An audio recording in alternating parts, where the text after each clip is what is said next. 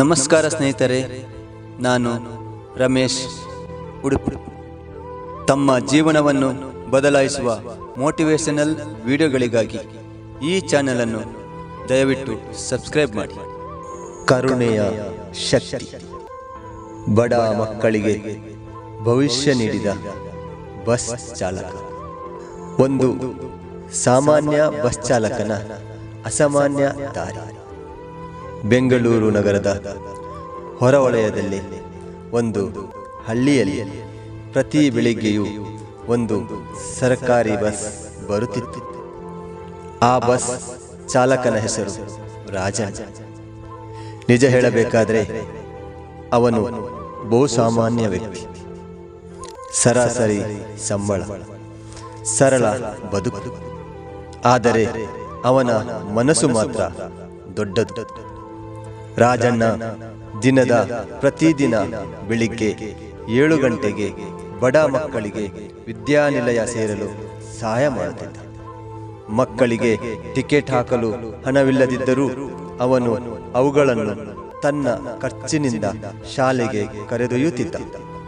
ಕೆಲವೊಮ್ಮೆ ಮಕ್ಕಳಿಗೆ ಟಿಫಿನ್ ಇಲ್ಲದೇ ಇದ್ದಾಗ ತನ್ನ ಮನೆಯಲ್ಲಿದ್ದ 4 ಇಡ್ಲಿಯಿಂದ ಇಬ್ಬರಿಗೆ ಊಟ ಮಾಡಿಸುತ್ತಿದ್ದ. ಒಂದು ದಿನ ಒಂದು ಪುಟ್ಟ ಹುಡುಗಿ ಬಸ್ಗೆ ಹತ್ತಿದಳು. ಅವಳ ಕಣ್ಣುಗಳಲ್ಲಿ ನೀರಿತ್ತು. ರಾಜಣ್ಣ ಕೇಳಿದ, ಏನಮ್ಮ, ಏನಾಯಿತು? ಅವಳು ಹೇಳಿದಳು, ಅಪ್ಪನಿಗೆ ಕೆಲಸ ಇಲ್ಲ. ಶಾಲಾ ಫೀಸ್ ಕಟ್ಟೋಕೆ ಅಮ್ಮ ತನ್ನ ಚೈನ್ ಮಾರಿದ್ರು. ಇನ್ನು ಟೀಚರ್ ಹೊಸ ಪುಸ್ತಕ ತೆಗೆದುಕೋ ಅಂದ್ರು. ನಾನು ಇಲ್ಲಿಂದ ಮುಂದಕ್ಕೆ ಓದುತ್ತೇನೋ ಇಲ್ಲವೋ ಅಂತ ಗೊತ್ತಿಲ್ಲ. ಆ ದಿನದಿಂದ ರಾಜಣ್ಣ ತನ್ನ ಒಂದು ದಿನದ ಸಂಬಳವನ್ನು ಪ್ರತಿ ತಿಂಗಳು 4 ಮಕ್ಕಳ ಶಿಕ್ಷಣಕ್ಕೆ ಬಿಡಲು ಆರಂಭಿಸಿದ.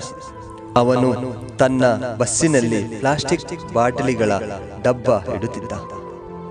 ಮಕ್ಕಳ ಶಿಕ್ಷಣಕ್ಕೆ ದಯವಿಟ್ಟು ತ್ಯಾಜಿಸಿದ ನಾಣ್ಯ ಹಾಕಿ ಅಂತ ಬರೆಯಲ್ಪಟ್ಟಿತ್ತು. ಇದರಿಂದ ಬಂದ ಹಣವನ್ನು ಹತ್ತಿರದ ಬ್ಯಾಂಕ್ನಲ್ಲಿ ಇಟ್ಟು ಪ್ರತಿ ವರ್ಷ ಮಕ್ಕಳ ಶಾಲಾ ಫೀಸ್ಗೆ, ಪುಸ್ತಕಗಳಿಗೆ ಅವಶ್ಯಕತೆ ಇದ್ದಾಗ ಬ್ಯಾಂಕಿಂದ ತೆಗೆದು ಮಕ್ಕಳಿಗೆ ಕೊಡುತ್ತಿದ್ದ. ಮಕ್ಕಳು ಆ ಹಣವನ್ನು ಹಾಳು ಮಾಡದೆ ತನ್ನ ವಿದ್ಯಾಭ್ಯಾಸದ ಅವಶ್ಯಕತೆಗಳಿಗೆ ಮಾತ್ರ ಉಪಯೋಗಿಸುತ್ತಿದ್ದರು. ಹೀಗೆ ರಾಜಣ್ಣನ 15 ವರ್ಷ ಉರುಳಿದರು. ರಾಜಣ್ಣ ಈಗ ವಯಸ್ಸಾದ. ಬಸ್ ಓಡಿಸುವ ಕೆಲಸವನ್ನು ಮುಗಿಸಿದ್ದ. ಒಂದು ದಿನ ಊರಿನ ಶಾಲೆಯೊಂದು ಅವನಿಗೆ ಸನ್ಮಾನ ಮಾಡುತ್ತಿತ್ತು. ಸುತ್ತಲೂ ಅನೇಕ ಯುವಕರು, ವೈದ್ಯರು, ಇಂಜಿನಿಯರ್ಗಳು, ಶಿಕ್ಷಕರು ನಿಂತಿದ್ದರು. ಈ ಸನ್ಮಾನವನ್ನು ನೋಡಲು ಬಂದ ಜನರು ನೂರಾರು. ಆದರೆ ಆ ಜನರಿಗೆ ಅರ್ಥವಾಗಲಿಲ್ಲ, ಈ ಬಸ್ ಚಾಲಕ ರಾಜಣ್ಣನ ಸುತ್ತಲೂ ಇವರೆಲ್ಲ ಯಾಕೆ ನಿಂತಿದ್ದಾರೆ ಎಂದು. ಆದರೆ ಸ್ವಲ್ಪ ಹೊತ್ತಲ್ಲೇ ಅರ್ಥವಾಯಿತು, ಇವರೆಲ್ಲರೂ ರಾಜಣ್ಣ ಸಹಾಯ ಮಾಡಿದ ಮಕ್ಕಳು ಎಂದು. ಅವರೆಲ್ಲರೂ ರಾಜಣ್ಣನ ಬಳಿ ಹೇಳಿದರು, ಇಂದು ನಾವು ಇಷ್ಟು ಒಳ್ಳೆಯ ಬದುಕನ್ನು ಬದುಕಲು ಕಾರಣ ನೀವು ಕರುಣೆಯಿಂದ ನಮ್ಮ ಕೈ ಹಿಡಿದ ಪ್ರತಿಫಲ. ಇಂದು ನಾವು ಮುಂದೆ ಬಂದಿದ್ದೇವೆ, ನಿಮಗೆ ಧನ್ಯವಾದ. ನೀವು ನಮಗೆ ಮಾಡಿದ ಸಹಾಯವನ್ನು ನಾವು ಯಾವತ್ತೂ ಮರೆಯುವುದಿಲ್ಲ. ಆ ದೇವರು ನಿಮಗೆ ಒಳ್ಳೆಯದು ಮಾಡಲಿ, ನಮಗೆ ಆಶೀರ್ವಾದ ಮಾಡಿ ಎಂದು ಹೇಳುತ್ತಾ ಅವರೆಲ್ಲರೂ ರಾಜಣ್ಣನ ಕಾಲಿಗೆ ಬಿದ್ದರು. ಇದೆಲ್ಲವನ್ನು ನೋಡುತ್ತಿದ್ದ ಅಲ್ಲಿಯ ಜನರು ರಾಜಣ್ಣನಿಗೆ ಜೈ ಎಂದು ಜೈಕಾರ ಹಾಕಿದರು. ರಾಜಣ್ಣನ ಕಣ್ಣಲ್ಲಿ ಕರುಣೆ ಹಾಗೂ ಸಂತೋಷದ ಕಣ್ಣೀರು ತುಂಬಿತ್ತು. ಕರುಣೆ ಎಂಬ ಮನುಷ್ಯತ್ವದ ಹೃದಯ. ಈ ಕತೆ ನಮಗೆ ಸದಾ ಜೀವನದಲ್ಲಿಯೂ ಎಷ್ಟು ಬದಲಾವಣೆ ಸಾಧ್ಯವಿದೆ ಎಂದು ತೋರಿಸುತ್ತದೆ. ರಾಜಣ್ಣ ಒಂದು ದೊಡ್ಡ ದಾನಿ ಅಲ್ಲ. ಅವನಿಗೆ ಲಕ್ಷಾಂತರ ರೂಪಾಯಿಗಳ ದಾನ ಮಾಡೋ ಶಕ್ತಿ ಇರಲಿಲ್ಲ. ಆದರೆ ಅವನಿಗೆ ಮನಸ್ಸು ಇತ್ತು, ಕರುಣೆ ಇತ್ತು. ಕರುಣೆ ಅಂದರೆ ಇತರರ ನೋವನ್ನು ಅರ್ಥ ಮಾಡಿಕೊಳ್ಳುವ ಮತ್ತು ಅದರ ವಿರುದ್ಧ ಸಹಾಯ ಮಾಡುವ ಮಾನವೀಯ ಗುಣ. ಇದು ದುರ್ಬಲತೆಯ ಸಂಕೇತವಲ್ಲ, ಅದು ಶಕ್ತಿಯ ಪ್ರಕಾಶ.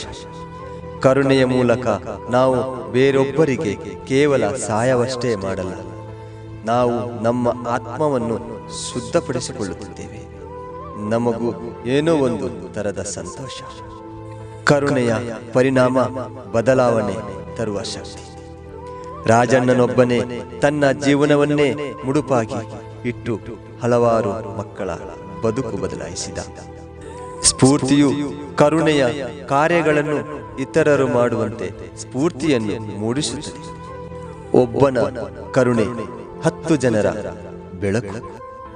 ದಯೆ ಕೇವಲ ಗುಣವಲ್ಲ, ಅದು ಕ್ರಿಯೆಯಾಗಿ ಬೆಳೆಯಬೇಕು. ಧನ್ಯವಾದಗಳು.